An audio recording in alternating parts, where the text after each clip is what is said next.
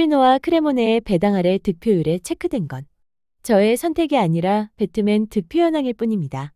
참조해 주시고요. 해외 배당은 홈팀 토리노에 여유 있는 정배를 주었는데 득표율에선 승무패가 모두 팔리고 있습니다.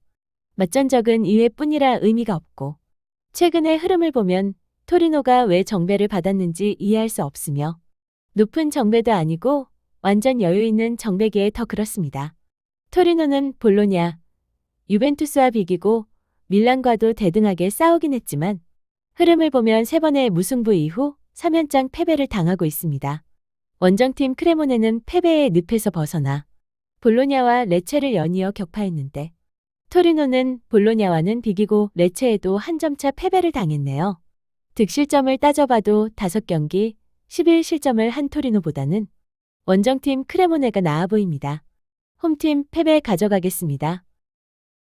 배당과 토토펜의 투표율이 일치하는 경기로 인테르를 원정에서 잡고 온 리버풀입니다.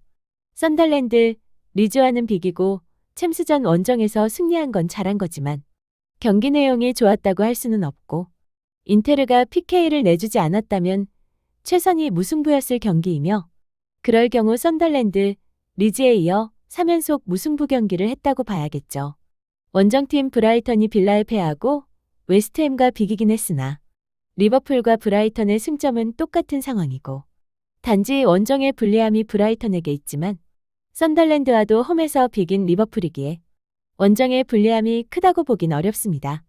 리버풀을 믿느냐 마느냐의 문제인데 체력적으로 여유로운 브라이턴이고 인테르를 잡고 오긴 했으나 행운이 따랐던 리버풀인 만큼 무승부를 기본픽으로 승리와 패배 중 하나 더 가져가는 것도 좋아 보이네요.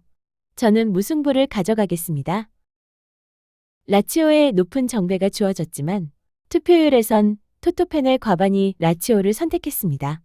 전력으로만 놓고 보면 라치오가 근소하게 우세하긴 합니다. 하지만 여기서 눈여겨봐야 할 건 라치오는 그림에 보여지는 10번의 경기에서 4번의 승리를 했는데 그게 모두 홈경기였고 지금은 원정입니다. 원정을 살펴보면 2번의 패배와 2번의 무승부가 있고 홈팀 파르마는 홈이라고 좋지는 않지만 2번의 무승부가 홈에서 있었습니다. 양팀의 최근 득점률을 보면 거의 한 점 싸움이라고 봐야 하고 득점력 차이가 없다는 것과 라치오가 원정이라는 걸 들어 무승부로 픽업해 보겠습니다. 원정팀 풀럼은 맨시티와 박터지게 싸운 결과가 나쁘지 않아 홈에서 크리스털전도 이길 줄 알았는데 패해버렸네요. 이번엔 원정 경기이지만 벌리가 딱히 봐줄 게 없어 해외 배당이나 득표율에서 풀럼이 앞서고 있습니다. 홈팀 벌리는 보시다시피 6연패에 빠져 있어 일말의 기대감을 갖기가 힘들지만 두 팀의 맞전적을 보면 이미 해묵은 결과라고는 해도 벌리가 3번을 이기고 2번은 비겼다고 나옵니다.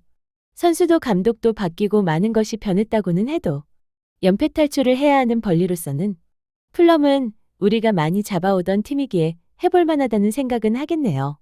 6연패 탈출 언젠가 하겠지요. 그 언제가 이번 기회는 아닐까 생각해보며 풀럼도 크리스털에 한 점차 패배를 당한 게 최근 결과이니 정배를 버리고 홈팀 승부로 꺾어보는 것도 좋아 보이며 저는 우선적으로 무승부를 보겠습니다. 승점은 아탈란타가 2점이 많으며 맞전적은 2승 1무 2패로 똑같습니다. 그럼에도 아탈란타는 1.3의 압도적 정배를 받았고 득표율도 엄청납니다. 아탈란타의 최근에 패배의 다수가 챔스전 전 경기들이었죠. 마르세유를 만나기 전 우디네세에 패했고 프랑크푸르트를 만나기 전 나폴리에 패했으며 이번에 첼시를 만나기 전에 엘라스에 패했죠. 챔스전을 제대로 준비하는 놈들이라 보면 되는데 홈이긴 하나 첼시를 잡아낸 건 무척 잘한 일이지만 어쨌거나 리그에서는 칼리아리와 2점밖에 차이가 안 난다는 것이고 맞전적도 맞수로 나오고 무엇보다 아탈란타가 첼시를 잡는 동안에 칼리아리는 로마를 잡고 푹 쉬고 있었다는 것도 작은 장점이 될 것 같고 칼리아리는 10번의 경기에서 승리가 1번이지만 그게 로마에게 가져온 승점이고 5번의 무승부가 있었으며 그중 4번이 원정이었습니다. 아탈란타가 우세한 건 사실이나 칼리아리의 무승부 전적을 쉽게 무시할 수 없습니다. 승부로 보시기 바라며 저는 무승부를 먼저 보겠습니다. 두 팀의 최근 10번의 경기는 어마무시하네요. 맨시티는 챔스에서 한 번, 리그에서 한 번 패했고 크리스탈도 컨퍼런스에서 한 번, 리그에서 한 번 패했습니다. 두 팀의 맞전적은 맨시티가 우세하긴 하나 무승부의 결과도 덜어 있었고 가장 최근은 둘 다 각각 원정임에도 챔스와 컨퍼런스에서 승리하고 왔습니다. 전력이야 당연히 맨시티가 우세하긴 하나 크리스탈의 폼이 너무 좋습니다.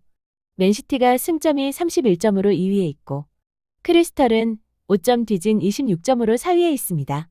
하지만 패배만을 놓고 봤을 때는 맨시티가 4패이며 크리스탈은 3번밖에 지지 않았습니다.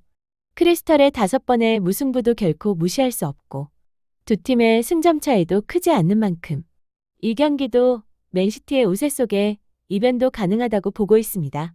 몇 개를 가져가느냐이며 단일픽은 맨시티 승리를 벌이기 어렵고 더블픽이라면 승패 또는 무패까지도 나쁘지 않아 보입니다. 저는 크리스탈의 승리를 먼저 픽업해 놓겠습니다. 이건 해외 배당과 투표율이 엇갈리고 있어 주의가 필요한 경기입니다. 해외 배당은 맞배당이긴 하나 근소하게 노팅엄의 승리를 이야기하는데 토토팬은 과반이 토트넘을 선택했습니다. 배당률을 기반으로 투표율이 나온다면 승리가 40, 무승부가 30, 패배가 30 정도 나와야겠죠. 토트넘이 잘하는 것 같은데 그림으로 보면 챔스 포함 10번의 경기에서 4번이 패배이고 노팅엄은 유로파 포함 10번 중 3번을 패했습니다. 또 하나 생각해 봐야 할 건 지지난 시즌에는 토트넘이 노팅엄을 3번 만나 모두 2점차 승리를 거뒀는데 지난 시즌엔 2번을 만나 노팅엄이 모두 1점차 승리를 했습니다. 두 팀이 상대한 팀이 확실히 다르고 토트넘이 더 강한 팀들과 싸웠다 해도 결과적으로는 노팅엄이 꿀리지 않으며 최근 맞전적에서의 우세를 이어가고 싶겠죠. 적중하려면 승패로 가져가는 게 맞는 것 같고 저는 홈팀에 가산점을 주어 노팅엄 승리를 담아가겠습니다. 잘 나가던 선덜랜드의 순위가 조금 떨어졌지만 그래도 9위이며 뉴캐슬이 승점이 한 점이 적어 12위입니다. 전력은 뉴캐슬이 좋은 건 누구나 아는 사실이지만 배당과 투표율을 보면 결과 예측에서 승무패가 모두 가능하다고 보는 게 맞습니다. 뉴캐슬의 직전 원정은 에버턴에 크게 이긴 경기였지만 뉴캐슬이 원정이 좋다고는 할 수 없습니다. 그에 반해 선덜랜드는 최근 10번의 경기에서 홈에서는 패배가 없었습니다. 울브스와 본머스를 잡았고 좀 더 강한 놈들인 에버턴과 비기고 잘 나가던 아스널과도 2대1라는 스코어로 이변을 만들어냈습니다. 아스널과도 비긴 선덜랜드이며 최근은 원정에서도 리버풀과 비긴 선덜랜드인데 원정이 좋다고 할 수 없는 뉴캐슬에 밀릴 이유는 전혀 없어 보이는데 말입니다. 무패로 가져가시면 좋을 것 같고 저는 좀 더 생각해 보겠습니다. 저 아래 어딘가에 있는 웨스트햄은 최근엔 2번의 무승부가 있으나 원정팀 빌라를 보면 폼이 좋아도 너무 좋습니다. 원정이고 홈이고 유로파까지 싹쓸이하며 승점을 쌓아가고 있습니다. 빌라도 언제고 부러지긴 할 것인데 그 상대가 웨스트햄일까를 생각해보면 좀처럼 와닿지 않습니다. 다만 조금 걸리는 부분은 해외 초기 배당의 빌라가 조금 높은 정배라는 거죠.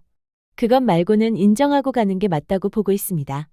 홈팀 패배 가져가겠습니다. 두 팀 모두 승리가 없었는데 베로나가 직전 챔스전을 앞둔 아탈란타에 승리하며 1승이 생겼습니다. 아직도 승리가 없는 22 피오렌티나는 그래도 만만해 보이는 19위 베로나를 잡아야 하는데 두 팀의 맞전적을 보면 지난 시즌들에서 피오렌티나가 홈에서는 베로나를 잡아왔다는 거죠. 간절한 첫 승리를 딸 절호의 기회이고 홈이기까지 해서 배당도 투표율도 피오렌티나에 정배를 주는 것 같은 그래도 아탈란타가 최시전 전에 베로나를 만났다고는 해도 피오렌티나는 아탈란타에 2점차 무득점 패배를 했고 베로나는 행운의 승리라 해도 2점차 승리를 했다는 거죠. 피오렌티나의 무승부까지는 봐줄 수 있다 해도 저는 베로나를 선택해서 홈팀 패배 가져가겠습니다. 이건 나폴리를 버려야 할 이유를 찾지 못하겠습니다. 나폴리는 직전 챔스전 벤피카에 원정 패배를 당하고 오긴 했으나 이번 시즌 챔스전 이후의 리그전을 보면 프랑크푸르트 이후에 볼로냐에만 패했을 뿐입니다. 챔스전 이후의 경기를 보면 피사를 잡았고 제노아를 잡았으며 인테르를 잡았고 로마까지 잡았습니다. 벤피카 패배가 문제가 될 건 없어 보여. 보여지는 대로 홈팀 패배 가져갑니다. 최근 두 번의 경기를 제외한 10월과 11월을 보면 리즈가 브렌트퍼드에 비할 수는 없습니다. 브렌트퍼드가 많은 승점을 획득하는 동안 리즈는 패배의 연속이었으니까요. 하지만 최근이라 할 수 있는 12월 두 번의 경기는 완전히 다릅니다. 브렌트퍼드는 원정이라고 해도 아스널, 토트넘전에서 득점 자체가 없었고 리즈는 홈이기는 하지만 예전과는 달리 첼시의 3득점을 뽑아 승리를 하고 이어 리버풀전에서도 3득점을 하며 승점을 챙겼습니다. 가장 최근의 흐름으로 봐서 리즈를 선택하는 게 꽤나 매력적이고 두 팀의 맞전적은 무승부가 많다고는 해도 최근 무득점에 그치는 브렌트퍼드가 3득점씩 뽑아낸 리즈와 무승부로 끝날 것 같지는 않으며 리즈는 10월과 11월에 패배를 할 때도 많은 경기에서 득점은 있었습니다. 저는 홈팀 패배를 가져가겠습니다.